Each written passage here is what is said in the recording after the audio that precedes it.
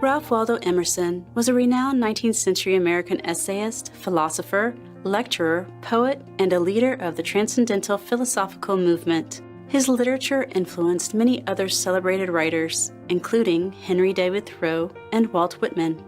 Emerson is most famous for his essays, where he expresses ideas of freedom, spirituality, individuality, the great ability of humans to realize almost everything, and the relationship between the soul and the surrounding world. Ralph Waldo Emerson traveled widely lecturing and became well known for his publications, Essays and Nature. The essay Nature emphasizes the spirituality of nature, which he referred to as the universal being and the human-nature connection. According to the American philosopher, in solitude we can find our wholeness again. He wrote, "To go into solitude, a man needs to retire as much from his chamber as from society. I am not solitary whilst I read and write, though nobody is with me. But if a man would be alone, let him look at the stars."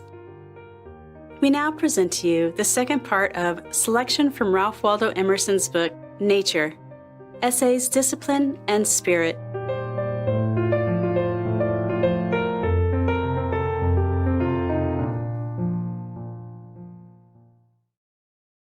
Continuation from Ralph Waldo Emerson's essay, Chapter 5, Discipline.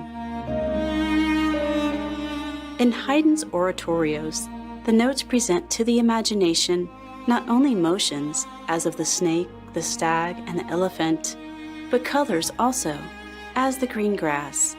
The law of harmonic sounds reappears in the harmonic colors. The granite is differenced in its laws only by the more or less of heat from the river that wears it away. The river, as it flows, resembles the air that flows over it. The air resembles the light which traverses it with more subtle currents. The light resembles the heat which rides with it through space. Each creature is only a modification of the other. The likeness in them is more than the difference, and the radical law is one and the same.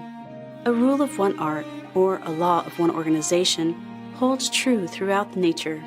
So intimate is this unity that it is easily seen it lies under the undermost garment of nature and betrays its source in universal spirit, for it pervades thought also. Every universal truth which we express in words implies or supposes every other truth, omni virum vero consonant. Truth agrees with every other truth. Words are finite organs of the infinite mind. They cannot cover the dimensions of what is in truth. They break, chop, and impoverish it. An action is the perfection and publication of thought. A right action seems to fill the eye, and to be related to all nature. The wise man, in doing one thing, does all. Or, in the one thing he does rightly, he sees the likeness of all which is done rightly. Words and actions are not the attributes of brute nature. They introduce us to the human form, of which all other organizations appear to be degradations. When this appears among so many that surround it, the spirit prefers it to all others. It says, "From such as this have I drawn joy and knowledge, and such as this have I found and beheld myself. I will speak to it. It can speak again. It can yield me thought already formed and alive." In fact, the I, the mind, is always accompanied by these forms, male and female, and these are incomparably the richest informations of the power and order that lie at the heart of things. We are associated in adolescent and adult life with some friends who, like skies and waters, are coextensive with our idea, who, answering each to a certain affection of the soul, satisfy our desire on that side, whom we lack power to put at such focal distance from us that we can mend or even analyze them. We cannot choose but love them.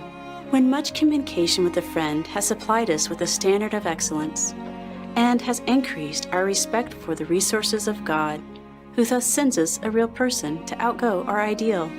When he has, moreover, become an object of thought, and whilst his character retains all its unconscious effect, is converted in the mind into solid and sweet wisdom, it is a sign to us that his office is closing and he is commonly withdrawn from our sight in a short time.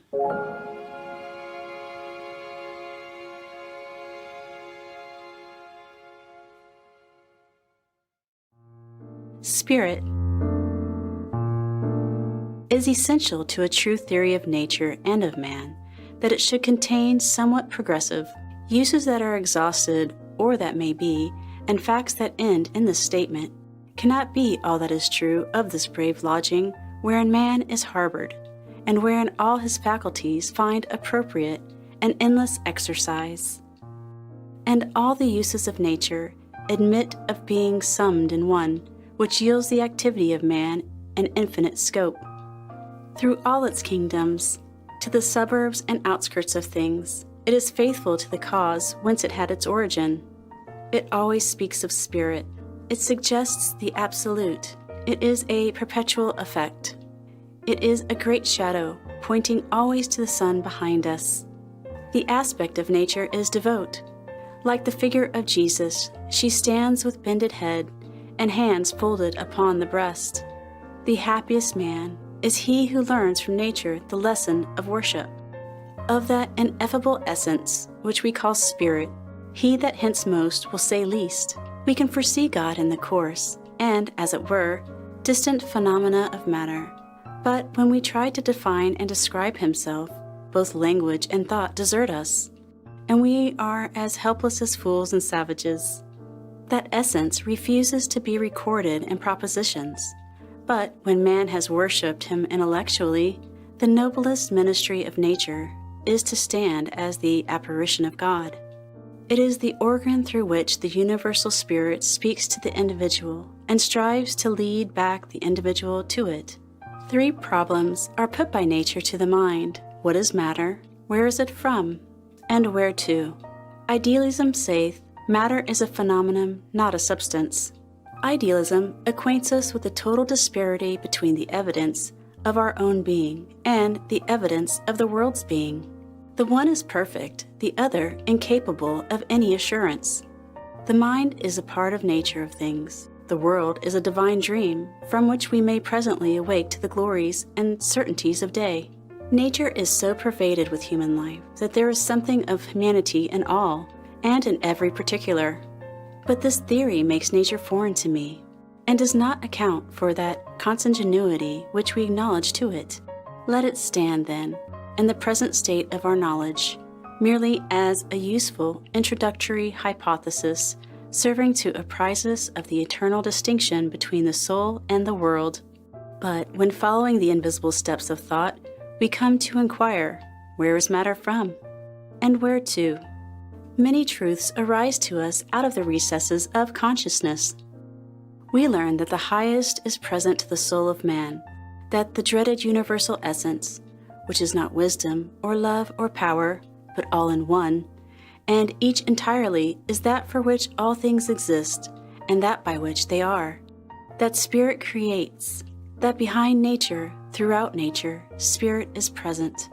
One and not compound, it does not act upon us from without, that is, in space and time, but spiritually, or through ourselves. Therefore, that spirit, that is, the Supreme Being, does not build up nature around us, but puts it forth through us, as the life of the free puts forth new branches and leaves through the pores of the old. As a plant upon the earth, so a man rests upon the bosom of God. He is nourished, but unfailing fountains, and draws at his need inexhaustible power. Who can set bounds to the possibilities of man? Once inhale the upper air, being admitted to behold the absolute natures of justice and truth, and we learn that man has access to the entire mind of the Creator, is himself the Creator in the finite. This view, which admonishes me where the sources of wisdom and power lie, and points to virtue as to and carries upon its face the highest certificate of truth, because it animates me to create my own world through the purification of my soul. The golden key, which opens the palace of eternity. The world proceeds from the same spirit as the body of man. It is a remoter, an inferior incarnation of God, a projection of God in the unconscious. But it differs from the body in one important respect. It is not like that. now subjected to the human will. Its serene order is inviolable by us. It is, therefore, to us the present expositor of the divine mind. It is a fixed point whereby we may measure our departure. As we degenerate, the contrast between us and our house is more evident. We are as much strangers in nature as we are aliens from God. We do not understand the notes of birds. The fox and the deer run away from us. We do not know the uses of more than a few plants, as corn and the apple, the potato and the vine.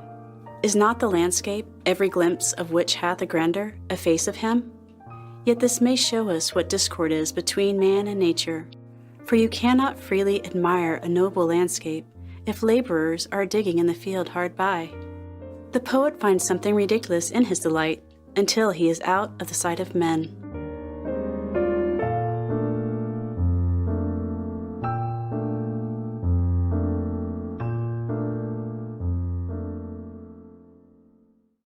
Precious viewers, we appreciate your kind presence on today's episode. Selection from Ralph Waldo Emerson's book, Nature, Essays, Discipline, and Spirit on Words of Wisdom,